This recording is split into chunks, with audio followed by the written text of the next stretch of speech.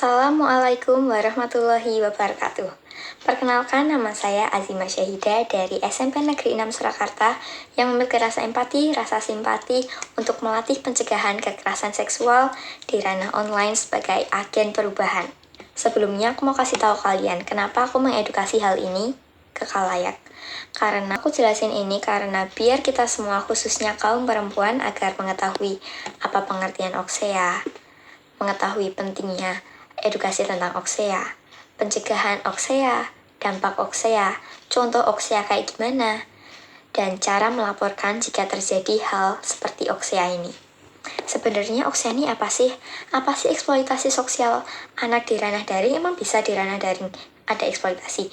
Ada guys, eksploitasi dan pelecehan seksual anak daring yang biasa disebut dengan online child sexual exploitation and abuse atau oksea yang aku sebut tadi. Mengacu pada situasi yang melibatkan teknologi digital, internet, dan komunikasi di beberapa titik selama kontinum pelecehan atau eksploitasi.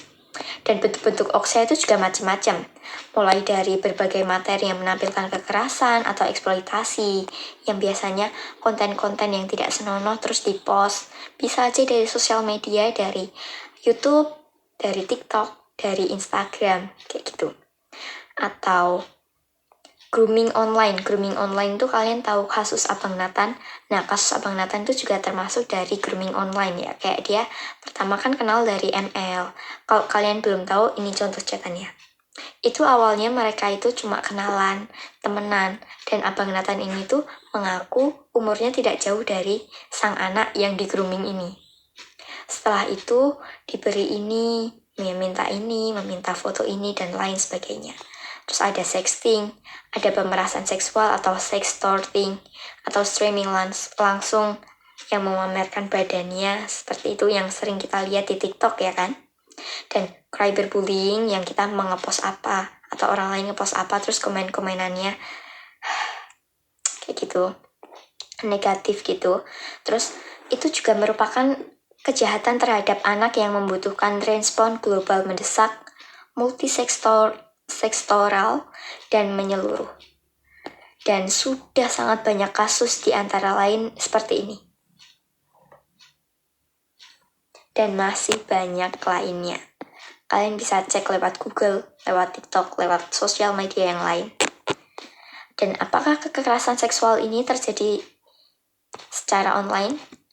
Data terakhir menunjukkan kekerasan gender berbasis online diestimasi akan meningkat lebih dari 40% tahun ini. Ada 281 kasus tercatat sepanjang 2019 sehingga sudah ada 659 kasus dalam rentan waktu 10 bulan terakhir. 10 bulan terakhir udah ada segitu kasus. Gimana nggak hebat kayak itu? Benar-benar ini bisa merusak segala hal ya. Penelitian terakhir juga menyebutkan bahwa sebagian besar korban berasal dari generasi muda atau yang biasa disebut dengan Gen Z.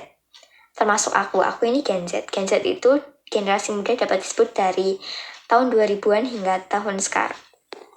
Mengapa penting untuk mencegah kekerasan seksual? Sangat penting karena pada perspektif kesehatan, kekerasan seksual dapat berdampak pada kesehatan fisik, kesehatan mental, kesehatan seksual, dan reproduksi, jangka pendek, dan jangka panjang yang serius, khususnya pada kaum perempuan. Upaya yang perlu dilakukan untuk mencegah terjadinya kekerasan seksual yaitu menghindari tempat yang berbahaya.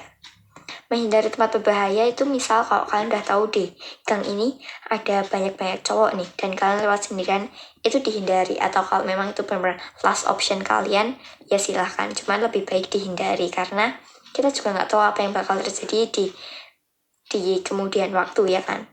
Yang kedua, jangan percaya penuh. Mau cowok itu sedekat apapun sama kalian, orang itu sedekat apapun sama kalian, jangan pernah kasih tahu privacy. Apalagi yang kayak kasus Abang Nathan tadi, salah satunya itu karena sang anak sudah sangat percaya penuh dengan Abang Nathan ini, yang padahal itu tidak semudah itu untuk percaya kepada orang lain. Kalian jangan mudah tertipu ya. Dan yang ketiga, hindari obrolan yang berbau porno, yang biasanya sekarang itu disebut chat friendly kayak gitu. Friendly I can't pronounce.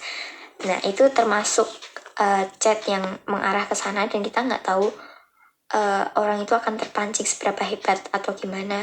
Kalian mending hindari chat-chat kayak gitu, karena itu juga nggak baik ya. Dan keempat, komunikasi batasan dengan jelas.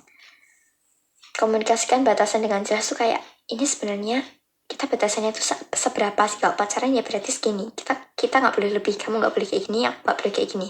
Kalau kamu nggak suka, kita jangan pacaran, kayak gitu. Oke. Terus yang kelima, kuasai beberapa metode melumpuhkan lawan. Itu kayak misal, dia udah bergerak buat gini, kalian harus bisa melumpuhkan lawan itu dengan cara apapun. Dia sudah memancing seberapa hebat, kalian harus tetap ada prinsip kalian, oke? Harus lumpuhkan lawan tersebut.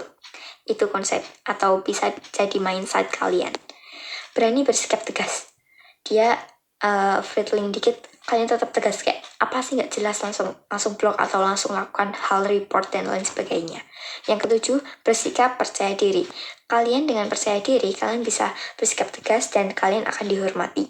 Tetapi jika kalian sedikit menutup dan lain sebagainya, orang-orang akan menganggap kamu itu remeh gitu. Terus bagaimana kamu melaporkan permasalahan eksploitasi dan kekerasan seksual di ranah daring tersebut?